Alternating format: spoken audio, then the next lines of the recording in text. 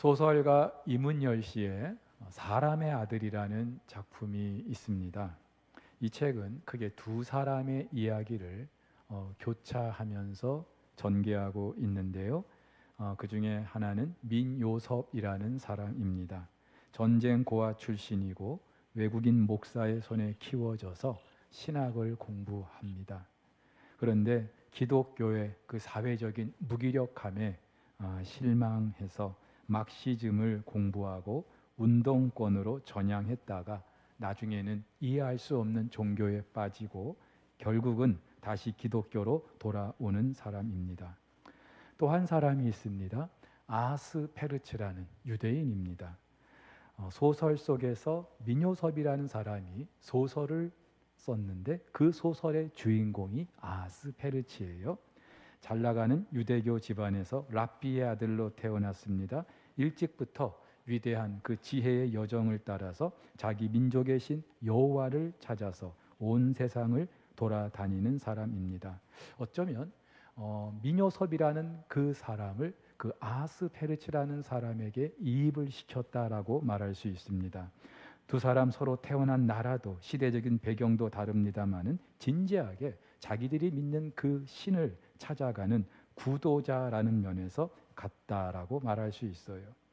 특별히 그 소설 속에서 아스페르츠는 신의 아들이면서 사람의 아들이기도 한 예수에 대항하는 참 사람의 아들로 묘사됩니다. 두 사람은 태어난 날도 같습니다. 예수가 십자가에 죽기까지 모두 7번이나 대결하는 장면이 나오는데 한마디로 기독교의 그 무기력함을 예수라는 그 존재를 통해서 증명해 보려는 그런 사람이에요. 그런데 그 소설 속에서 아스페르츠와 예수가 만나는데 절정을 이루는 장면이 바로 오늘 우리가 읽은 본문의 배경이 됩니다. 아스페르츠 역시 광야에서 예수를 만나서 세 가지 질문을 던집니다. 이렇습니다. 당신이 지금 배가 고프듯이 메시아를 기다리는 사람들은 배가 고프다. 당신은 그들에게 빵을 줄 수 있는가? 또 묻습니다. 당신이 우리가 기다리던 메시아라면 사람들에게 기적을 보여봐라. 뛰어내려라.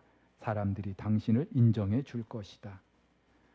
또 우리에게 필요한 것은 정치적인 독립이다. 세상을 가지고 싶은가? 나에게는 남다른 식견이 있으니 당신이 원한다면 내가 당신을 보좌하겠다. 그러면 우리는 제국을 건설할 수 있을 것이다 라고 말이죠.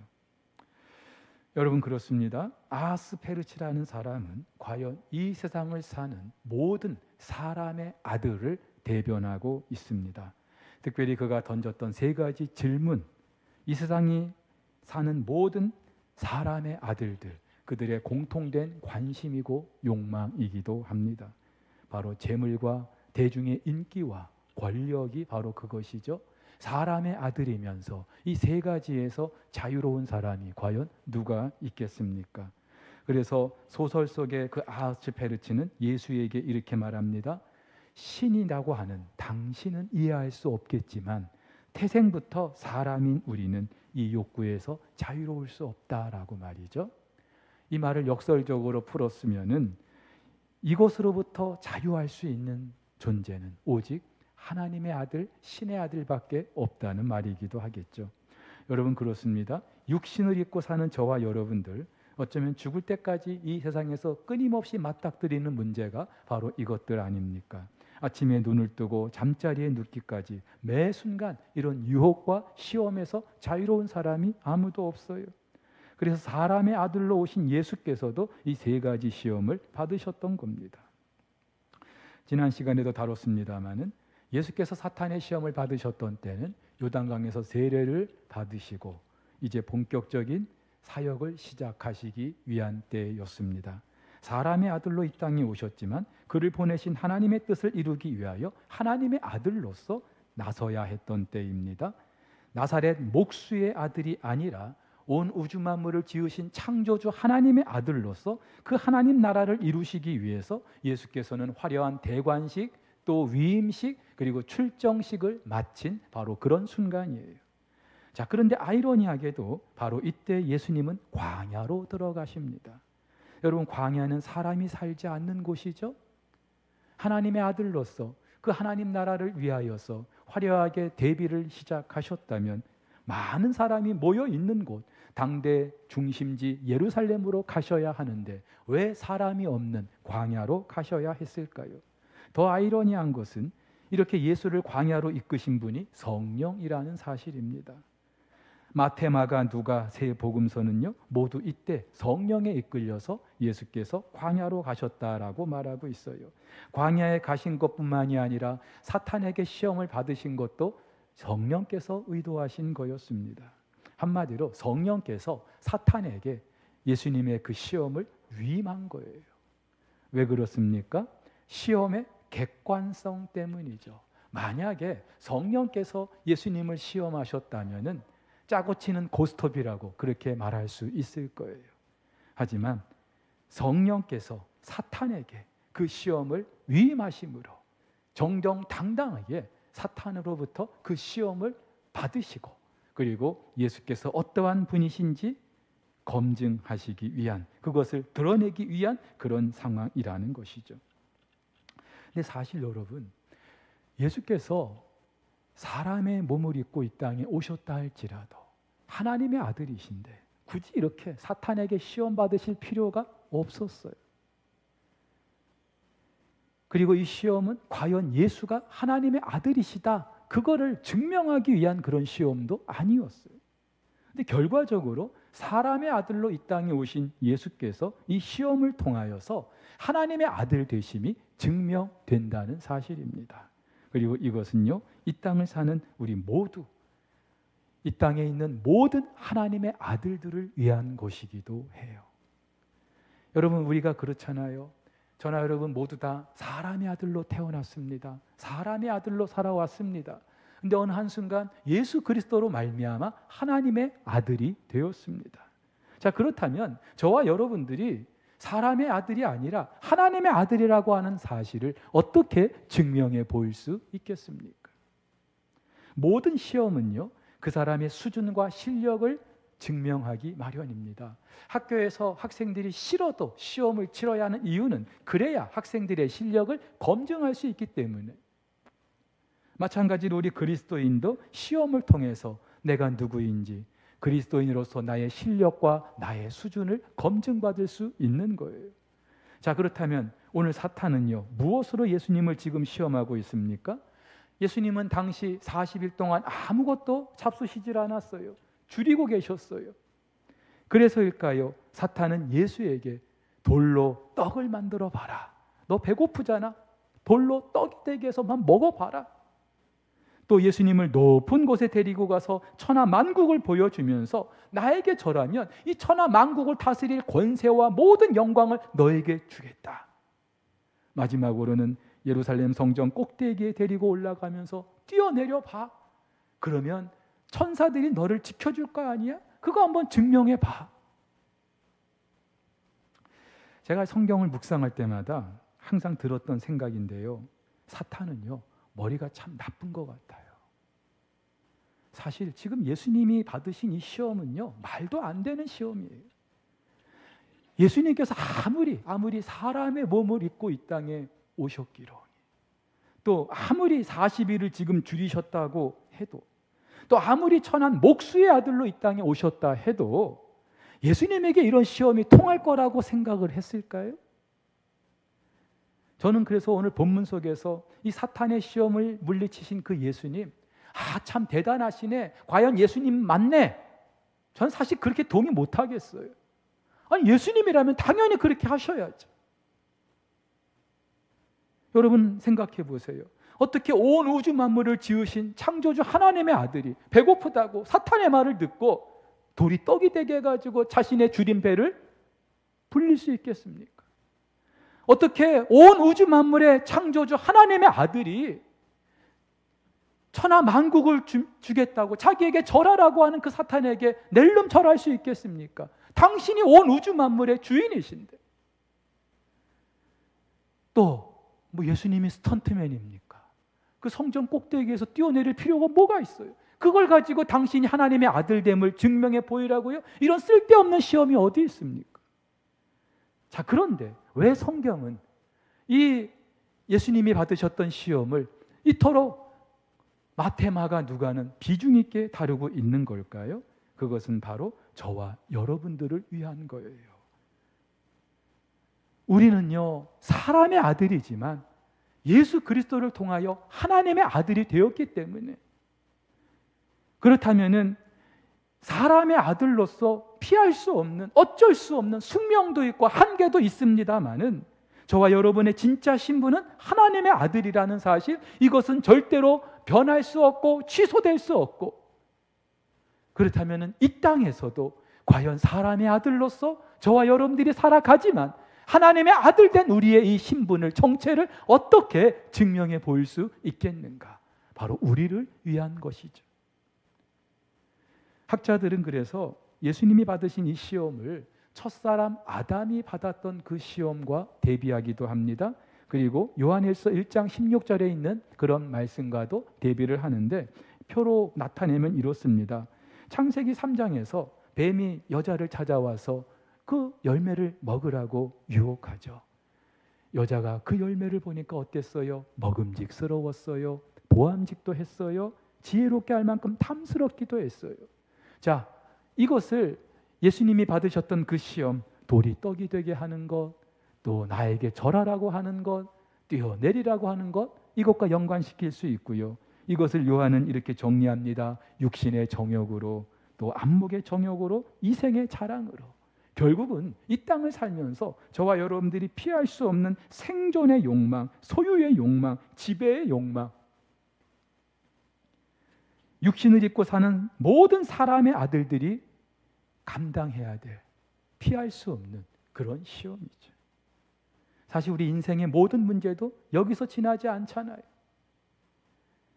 길어야 100년도 살지 못하는데 그래도 우리는 좀 살려고 애를 쓰지 않습니까?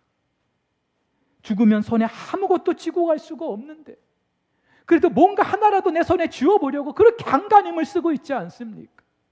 권불 10년이고 화무 11홍이라고 지난 역사가 증명하고 있는데도 그래도 그 알량한 권세 한번 누려보려고 오늘도 사람들이 눈에 불을 켜고 그렇게 살지 않습니까?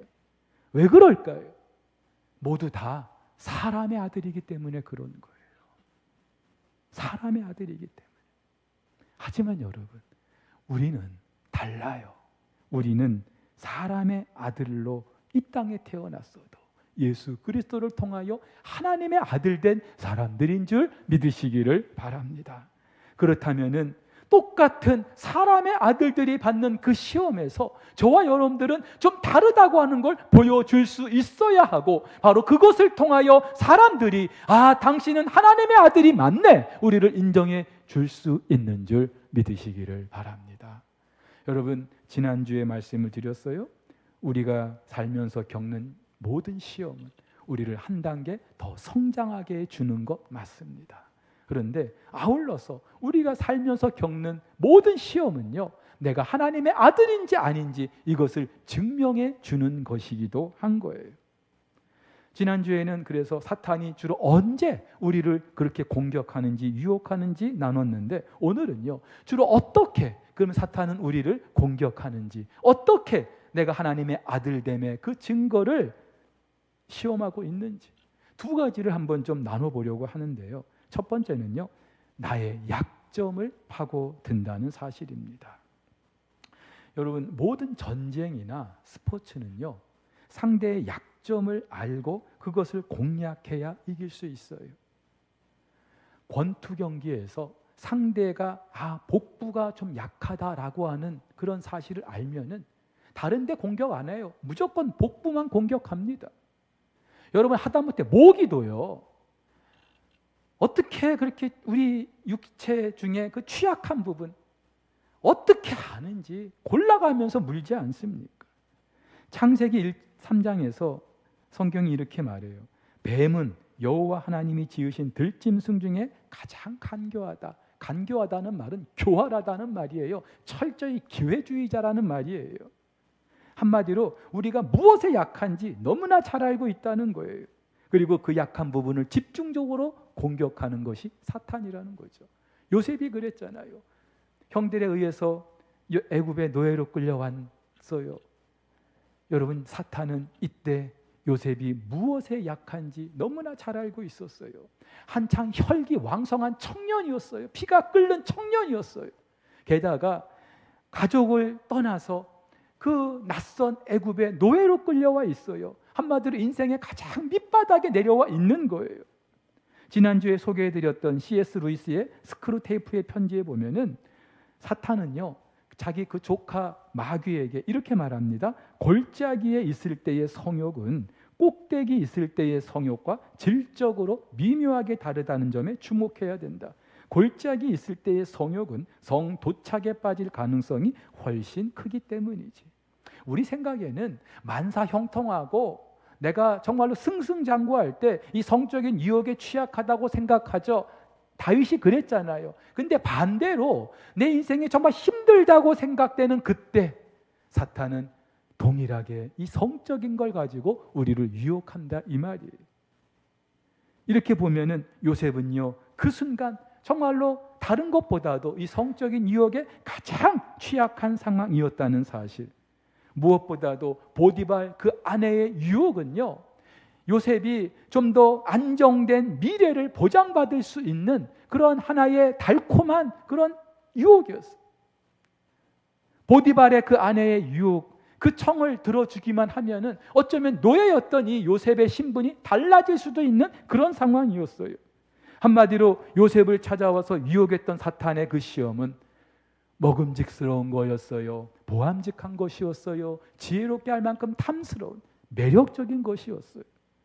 오늘 예수님을 시험했던 것도 마찬가지죠. 예수님이 지금 40일 동안 줄여 계세요. 하나님의 아들이시지만 참 사람의 아들이셨던 예수님도 그 배고픔의 그 인간의 한계를 여실히 느끼고 계셨을 거예요. 근데 여러분, 이때 사탄은 예수님을 찾아와서 너 배고프잖아. 네가 하나님의 아들이면은 돌이 떡이 되게 해봐. 여러분, 여기서 사탄은요, 예수님이 지금 배고프다라고 하는 이 사실, 그리고 또 하나 예수님의 그 정체를 지금 언급하면서 공격하고 있습니다. 네가 만일 하나님의 아들이라냐, 네가 하나님의 아들이라냐, 네가 하나님의 아들이라면 너 왜 이렇게 굶고 있어? 배고프잖아. 그러면 돌이 떡이 되게 해서 한번 그 굶주림을 네가 한번 이겨내봐. 이런 거죠. 제가 어렸을 때 저희 집이 참 가난했어요. 근데 상대적으로 예수 안 믿는 친척들은 부자로 잘 살았어요. 그래서 항상 그 믿지 않는 친척들 볼 때마다 좀 부담이 됐던 건 사실이에요. 그러면서 뭐 그들이 어떤 말을 하는 것도 아닌데 스스로 위축될 때가 있었어요. 마치 이렇게 말하는 것 같았어요. 야, 니들은 그렇게 예수 잘 믿는다고 하면서 왜 사는 게 맨날 그 모양 그 꼴이야. 예수 잘 믿으면 좀 부자로 살아야 되는 거 아니야? 그래서 저는 어렸을 때 직접 그런 기도도 했어요. 하나님, 우리 좀 부자 되게 해주세요. 우리 이제 가난해서 저 예수 안 믿는 친척들한테 전혀 덕이 안 되는데 좀 우리 부자 되게 해주세요. 그래서 저들 코를 좀 납작하게 해줬으면 좋겠어요. 그렇게 기도를 드린 적도 있어요. 실제로 우리 중에도요, 믿지 않는 사람에게 좀 복음을 전하고 싶어도 나의 어떤 그런 취약한 것 때문에 선뜻 용기를 내지 못하는 분들 계시잖아요. 건강이 좋지 않은 분들은요, 내가 전도하면 그 사람이 꼭 이렇게 말할 것 같은 거예요. 야, 네 예수 그렇게 잘 믿는다면서 너 왜 맨날 그렇게 건강 때문에 고생하는데?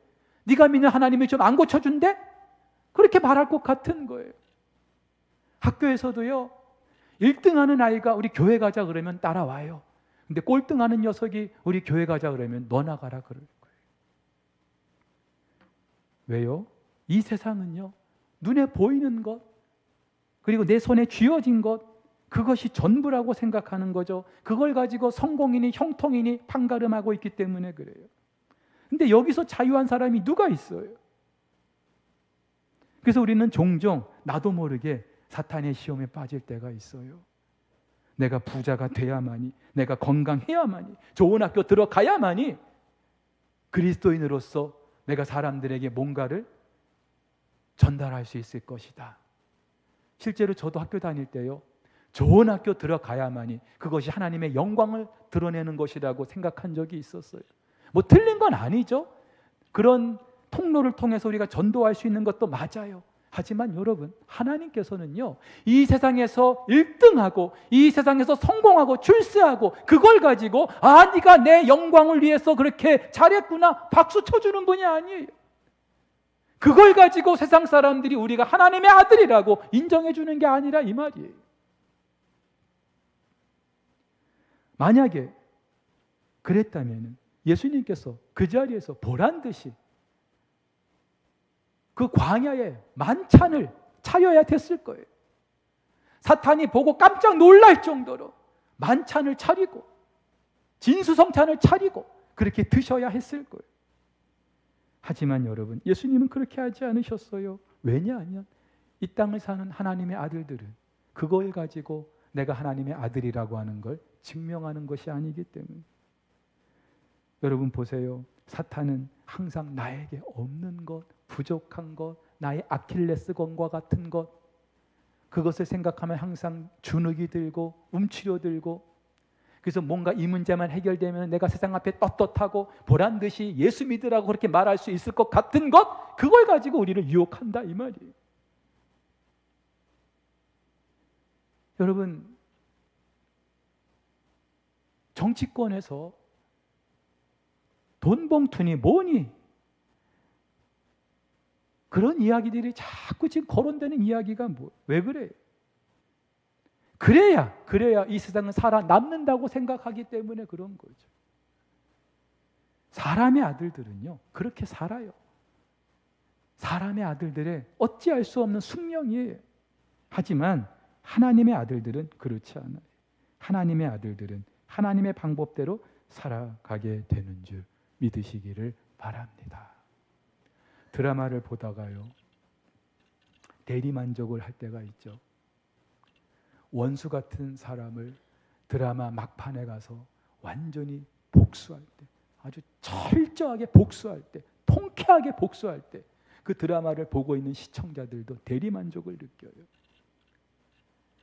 정말로 지지리도 가난했던 사람이 열심히 공부하고 또 돈을 벌어서 성공하고 출세하는 그 모습으로 드라마가 막을 내리면은요, 같은 처지에 있는 모든 시청자들이 카타르시스를 느껴요. 근데 여러분, 하나님의 아들들은요, 그게 아니에요. 통쾌하게 복수를 해줘야 된다고 생각할 때 용서해 주는 것이. 내가 얼마든지 높은 자리에 올라갈 수 있지만, 그러나 내가 하나님의 이름을 위하여 그 자리를 내가 기꺼이 포기할 수 있을 때 비로소 하나님의 아들됨이 증명되는 줄 믿으시기를 바랍니다. 두 번째로 사탄이 또 어떻게 공격합니까? 아주 집요하게 공격합니다. 끈질기게. 여러분, 요셉을 보세요. 보디발의 아내가 한 번만 찾아온 게 아니에요. 매일 찾아왔대요. 매일. 한 번 해서 안 되니까 그 다음 날은 더 옷을 야하게 입고 왔겠죠. 화장도 진하게 하고 왔겠죠. 향수도 더 독한 걸 뿌리고 왔겠죠. 안 되니까 매일매일 될 때까지. 삼손도 그랬잖아요. 들릴라가 그렇게 유혹할 때 안 된다고 끊었어요. 들릴라가 물러서지 않죠. 계속해서 찾아와서 삼손 당신의 힘이 어디서 나오는 거야? 계속해서. 결국은 삼손이 무너지지 않습니까? 그런 면에서 저는 요셉이 참 대단한 사람이라고 생각을 해요. 오늘 예수님을 시험했던 사탄도 마찬가지예요. 한 번만 온 게 아니죠. 돌이 떡이 되게 해봐라. 안 되니까. 나에게 절해봐라. 안 되니까. 뛰어내려봐라. 여러분, 3번인데 이 3이라는 숫자는 완전수예요. 한마디로 사탄은 자기가 가지고 있는 걸 다 동원해가지고 예수를 시험하고 있는 거예요. 근데 그래도 안 됐거든요. 그럼 포기해야 되잖아. 안 되겠다. 나는 못하겠다. 손 털어야 되는데 오늘 13절을 보세요. 마귀가 모든 시험을 다한 후에 얼마 동안 떠나니라.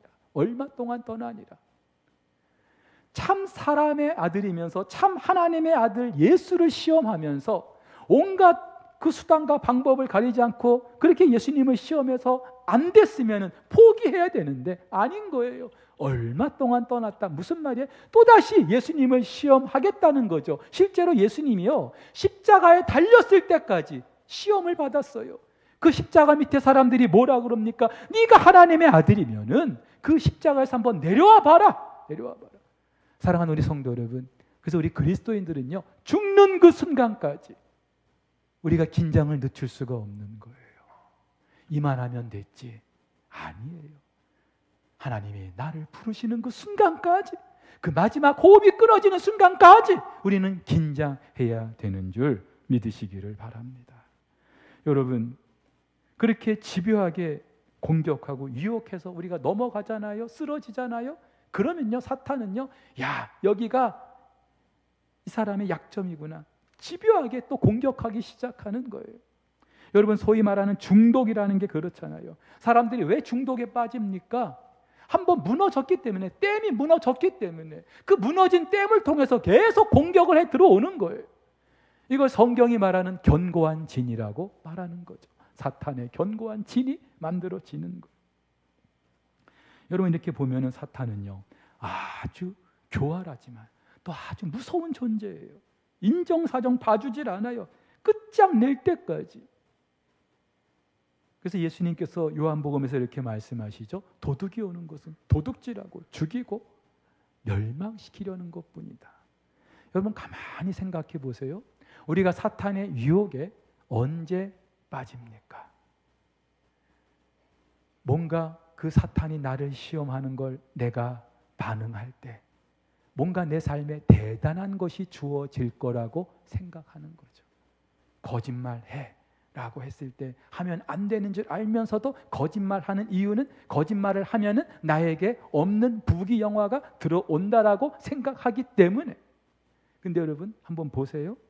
실제로 우리가 사탄의 유혹에 한 번, 두 번 그렇게 넘어지다 보면은요, 다 뺏겨요. 우리의 시간도 뺏기고요, 우리의 돈도 뺏기고요, 우리의 건강도 뺏기고요, 평생 쌓아올린 우리의 명예도 한순간에 와르르 무너뜨리는 게 사탄이에요. 사탄은 철저히 우리가 가지고 있는 것을 다 사라지게 하는 그런 존재예요. 그뿐입니까? 우리를 죽여요. 실제로 우리가 육신이 죽을 수도 있습니다만 영적으로 우리를 병들게 하고 죽어서 아무런 힘도 못 쓰는 그런 존재로 만들어 버리는 거예요. 결국은 영원한 지옥의 형벌을 받게 하는 것이 사탄의 역사적 사명이에요. 그렇다면은 우리 그리스도인들은요, 이 사실을 알고 있다면, 이게 사탄의 유혹인지 안다면은 긴장하지 않을 수가 없는 거예요. 깨어 근신하지 않을 수가 없는 거예요. 사랑하는 우리 성도 여러분, 이 시간에 한번 여러분 자신을 가만히 살펴보시기를 바랍니다. 사람은요, 누구나 약한 데가 한두 가지는 꼭 있어요. 그리고 지금까지도 여러분들이 그 통로를 통해서 시험을 받아왔을 거예요.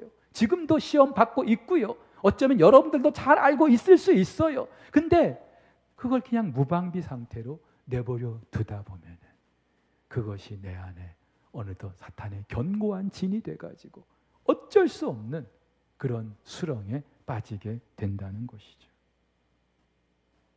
어떻게 해야 될까요?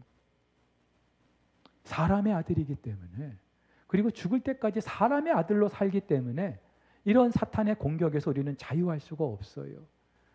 바울이 말한 것처럼 오호라 나는 곤고한 사람이로다 탄식하지 않을 수가 없어요. 하지만 또한 저와 여러분들 안에는 성령님이 계셔요. 우리는 하나님의 아들이에요. 따라서 하나님의 아들됨의 그 신분으로, 내 안에 계신 성령님의 그 도우심으로 우리는 그 모든 시험을 물리쳐 이길 수 있는 줄 믿으시기를 바랍니다. 그래서 시편 기자가 이렇게 노래하죠. 여호와여, 내가 깊은 곳에서 주께 부르짖었나이다. 주여 내 소리를 들으시며 나의 부르짖는 소리에 귀를 기울이소서. 파수꾼이 아침을 기다림보다 내 영혼이 주를 더 기다리나니 참으로 파수꾼이 아침을 기다림보다 더하도다. 어떻게 해야 돼요? 기가 막힌 웅덩이에 빠져 있습니까? 어찌할 수 없는 내 육신의 연약함 때문에, 사람의 아들로서의 피할 수 없는 숙명 때문에 사탄의 공격 앞에서 무기력하게 지금 그렇게 무너져 계십니까? 그래도 우리는 하나님의 아들이고요, 우리에게는 우리를 도우시는 성령님이 계시는 줄 믿으시기를 바랍니다. 그분의 도우심으로 우리가 다시 일어서고, 그리고 중요한 사실이 있어요. 우리가 무너져 있다 할지라도, 쓰러져 있다 할지라도 우리 주님께서는 우리를 찾아와서 너는 내 아들이라고, 너는 내 아들이라고 변함없이 우리를 불러주시는 줄 믿습니다. 이번 한 주간도 사람의 아들이지만 하나님의 아들이라는 이 엄청난 존귀한 신분으로 삶의 그 모든 시험에서 우리가 한 단계 더 올라서고 하나님의 아들됨을 보여줄 수 있게 되기를 예수님의 이름으로 축복합니다.